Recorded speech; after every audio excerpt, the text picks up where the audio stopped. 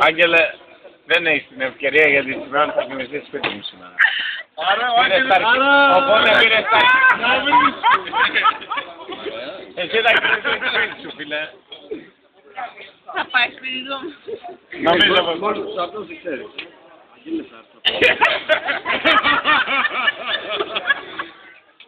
Γιατί... Όχι, όχι. Ένα πρόβλημα. Μετά ξέρω. Όλους τους απλώσεις θα ακούσω απ' έξω από το μπαλκόνι. Έλα είσαι, ωραία μου πουλάκια και να είσαι.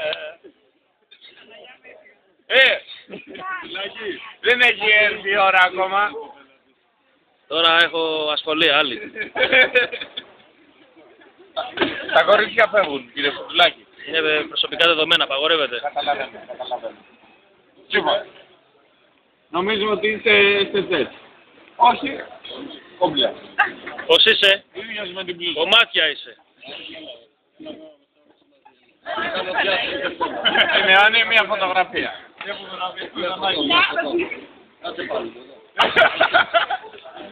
Κέντρο! Επιστολευτείς λίγο να κάτσεις, να κάτσεις κατευθείαν. Αυτό σημαίνει ότι δεν θέλει, Άγγελε, πρέπει να κάνεις εγώ. Αλλά εγώ είμαι σπρέι. Δεν είμαι με το κούντο το φίλος. Ο κούντος λείπει. Τώρα είναι ο Πανασόπουλος.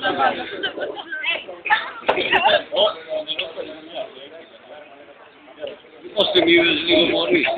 Αγάπη σου.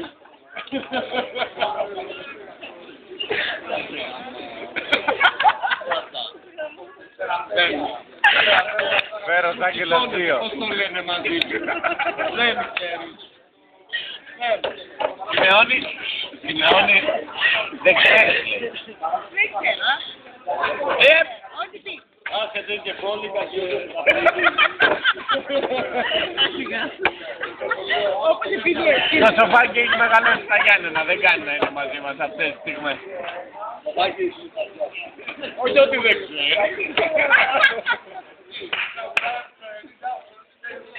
Γρηγόρη, μην οδηγείς ποτέ Παρασκευή.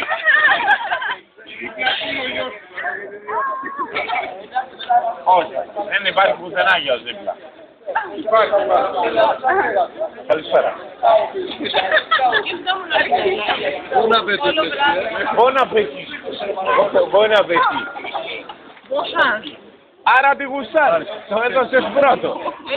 Άμα ξέρεις βρίστηλα, άμα ξέρεις βρίστηλα. Ναι, το ξέρω. Το μόνο απαιτήσει ήταν άσπρο. Άστα να βάλει. Γιατί bon appétit. Καλή όρεξη. Αλλά δεν κολλάει τώρα.